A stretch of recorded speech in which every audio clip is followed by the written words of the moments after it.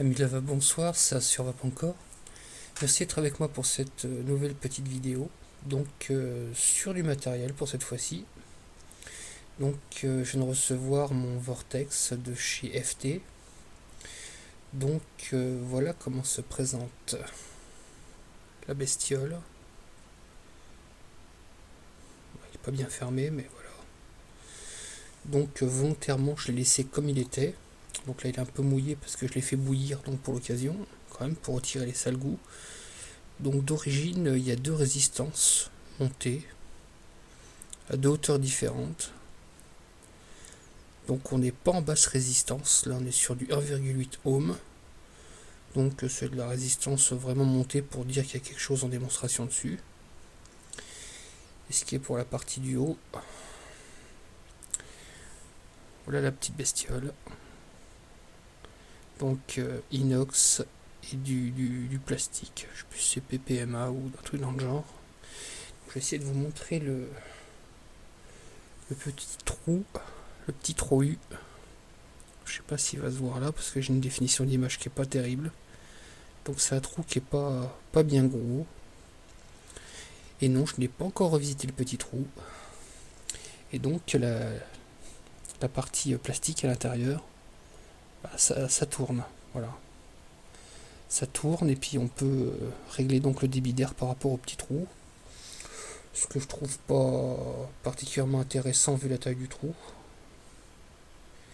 Donc l'avantage du côté plastique, c'est qu'on peut refaire un trou de l'autre côté, faire un trou plus gros. Donc rendre le côté réglage plus intéressant, on va dire. Donc voilà ce qu'est de l'atto en lui-même. Donc deuxième chose sur cet atto, c'est qu'il y a une petite partie en bas, petite partie qui se dévisse. J'ai pas encore trop saisi pourquoi. Donc la partie avec donc le plot central, je vais y arriver. Avec le plot central, là on a l'isolant. Donc je sais pas si c'est pour un montage hybride ou autre. J'ai pas encore bien compris l'intérêt. Cette petite partie là elle bouge. Petite partie ici. Elle est pas complètement fixe. Donc voilà. Voilà à peu près ce que je peux vous montrer pour le moment. Simplement sur le démontage de l'atto, les conditions dans lesquelles je l'ai reçu. Donc prochaine partie, ce sera pour la vape. A tout de suite. Donc retour pour voir ce que donne l'atto. Donc une fois monté pour la vape, donc montage d'origine, 1,8 ohm. Donc sur le grand vapeur Privat V2 avec un kick Fastech et donc un petit liquide 80-20 maison, truc tout simple, à la noisette. Donc peut-être une petite question que se posera mon ami Pat, c'est il va se demander si c'est fluche, si c'est bien collé. Donc question très importante pour lui. Donc oui, donc on passe à la vape, on va voir ce que ça donne.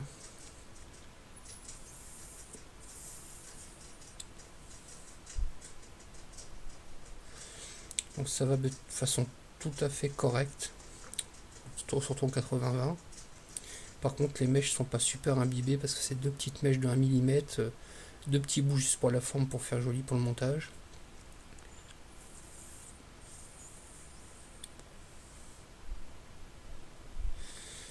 Donc voilà, une vapeur correcte.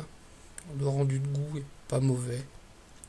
C'est pas exceptionnel, mais je sens bien que je suis sur des noisettes. Donc voilà. Donc je vais revenir juste après avec un montage donc plus bas en impédance. Donc je vais faire quelque chose autour de 0,8, 0,9, c'est de pas tomber trop bas. Ou peut-être un 0,75 si je suis motivé. Donc, et peut-être en modifiant donc ce fameux trou pour avoir une arrivée d'air plus importante. A tout de suite.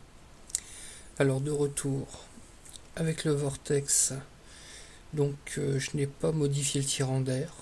Je me suis dit qu'à la limite pour ce genre de choses je ferai une vidéo annexe. Voilà, avec une version modifiée.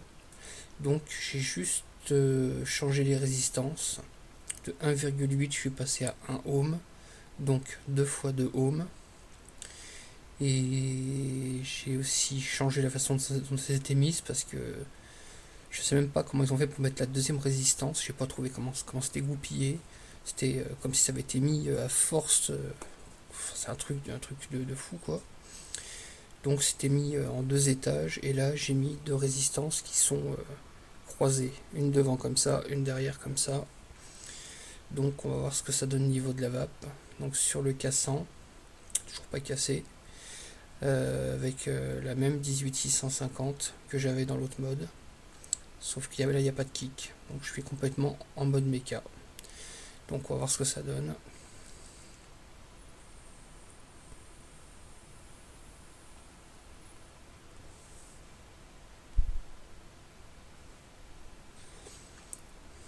Donc ça marche a priori pas trop mal. J'ai un goût qui est nettement meilleur.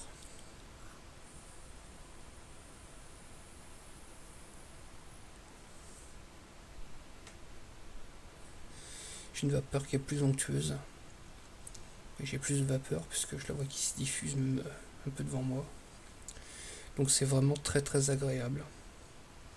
Donc je pense que on lui apporte encore quelques modifications, ça pourrait vaper du tonnerre. Et pour les personnes qui n'aiment pas les vapes trop aériennes, quelque chose de trop libre en tirant d'air, c'est parfait.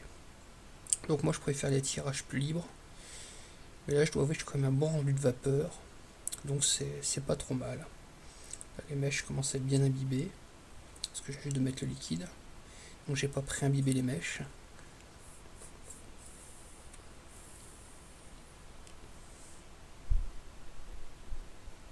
Donc là a priori ça va pas trop mal.